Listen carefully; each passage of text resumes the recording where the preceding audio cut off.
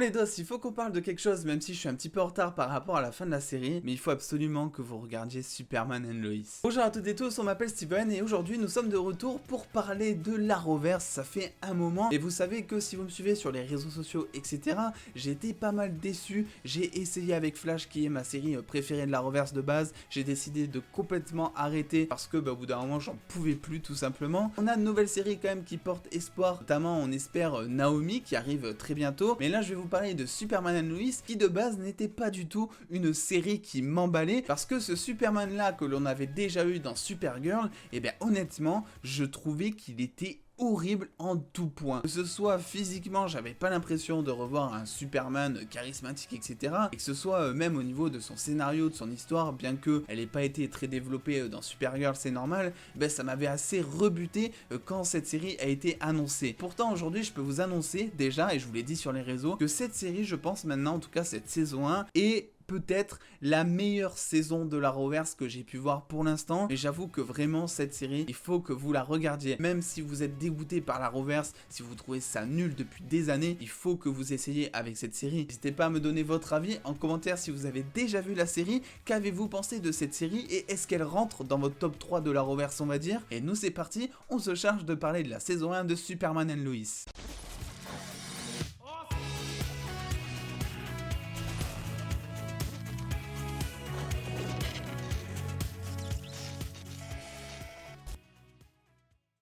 Superman and Lois se passe donc juste après la dernière crise de l'Arrowverse, le dernier crossover, et alors que Superman pensait être papa d'un seul enfant, il apprend tout d'un coup, vu que tout le multiverse a été chamboulé, qu'il attend 2 enfants, Jordan et Jonathan. À ceci du coup va se rajouter le plus gros dilemme qu'un super-héros puisse avoir, gérer sa vie de famille, gérer son travail et gérer sa vie super-héroïque. Et même si c'est pas vendeur, c'est sur ça que cette série va être centrée tout du long. On pourrait se dire que c'est une série qui va parler entièrement de famille, avec vraiment des dilemmes que l'on a vu 100 fois, en mode ah j'ai pas le temps de sauver le monde, il faut que j'aille voir ma famille, mes enfants ont des problèmes, j'arrive pas à les gérer, etc. Et c'est vrai que du coup sur cet aspect on peut se dire qu'on aurait eu beaucoup plus de Clark Kent que de Superman. Et l'avantage avec cette série je trouve c'est que on découvre que Clark Kent et Superman c'est vraiment la même chose. Les deux personnalités sont exactement les mêmes. C'est peut-être anodin pour vous, mais rappelez-vous bien, je sais pas, par exemple pour le Superman de Man of Steel, on avait par exemple le Henry Cavill Clark Kent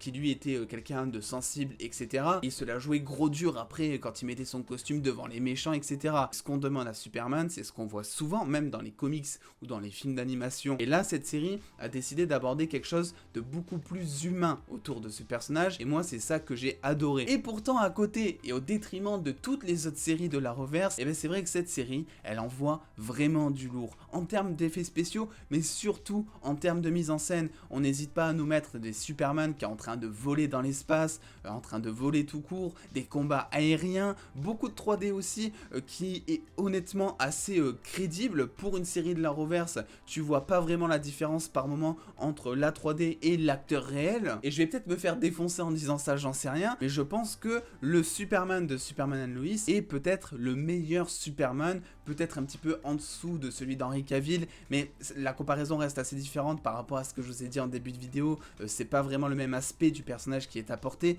mais ce qui est sûr c'est que si vous aimez Superman, vous allez adorer cette série. Du coup le pitch c'est qu'un jour un inconnu en armure va débarquer sur Terre, un inconnu qui a l'air d'en savoir beaucoup sur Clark Kent, ses faiblesses, ses forces, tout ce qu'il fait, et Superman va devoir découvrir qui c'est, l'affronter, etc. D'autant plus que évidemment d'autres dangers bien plus grands vont arriver par la suite. Et en parallèle évidemment on a le côté journalistique de Lois Lane qui pour moi est peut-être le petit point faible on va dire, c'est-à-dire que je vais comparer ça par rapport à la série Smallville que j'avais grandement appréciée. On était sur une Lois qui était charismatique, tu sentais qu'elle en voulait, elle n'était pas nécessairement en début de carrière, pourtant tu sentais qu'elle voulait être la plus grande journaliste qui cherchait les scoops, qui avait faim, etc. Et elle imposait quelque chose, je sais pas. Et là cette Lois Lane donc qui est interprétée par Elizabeth Tulloch, vraiment je n'éprouve aucune sensation forte à son égard. Elle est beaucoup plus montrée d'ailleurs comme une mère de famille que comme une journaliste. Ce côté où elle essaie de jongler entre son boulot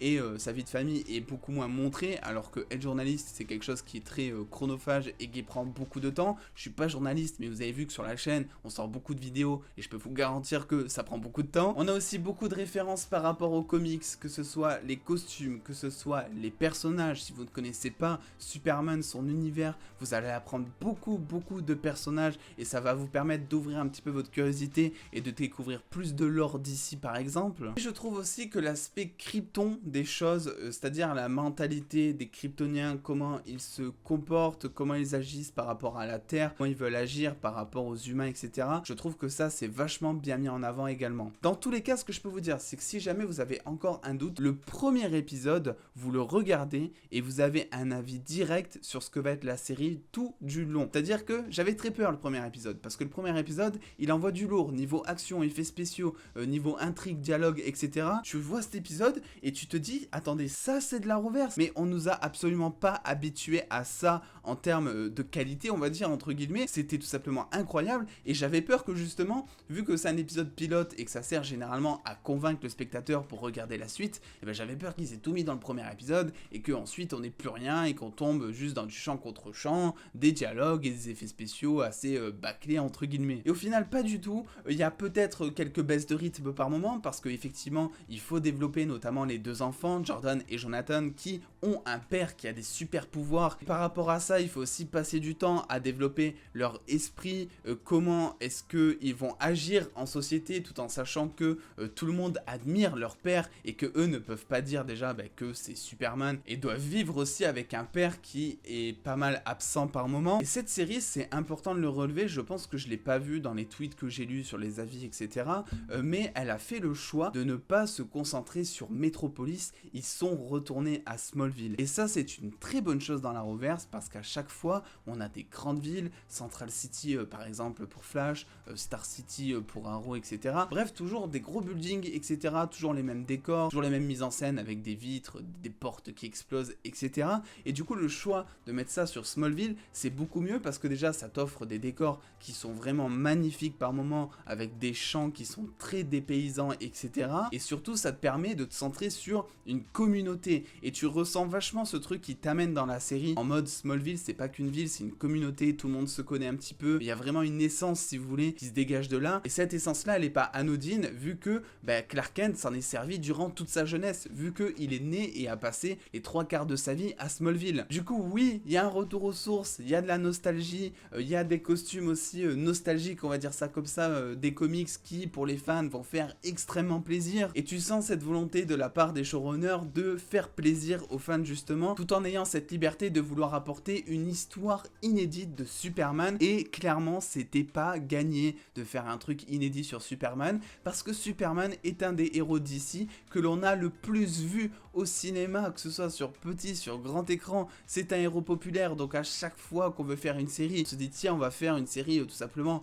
sur Superman, tiens, on va mettre Lex Luthor, tiens, on va mettre Lois, tiens, on va mettre Lana. C'est toujours les mêmes personnages qui reviennent, etc. Et là, même si, évidemment, certains personnages sont aussi de retour, certains sont adaptés vraiment de manière inédite et très intéressante et très touchante. Moi, j'ai adoré cette série. À l'heure où je vous parle, le tournage de la saison 2 de Superman and Lois vient de commencer tout juste hier, donc ça fait extrêmement plaisir. La série a pas mal fonctionné, notamment sur la CW, ça a convaincu direct les fans. Il y a eu un gros lancement, les gens ont été curieux et ça a continué parce que honnêtement, la série vaut clairement le coup. Donc allez regarder cette série si vous aimez les super-héros et si vous en avez marre de voir tout le temps les mêmes histoires de Superman avec un Superman qui est pas charismatique, etc.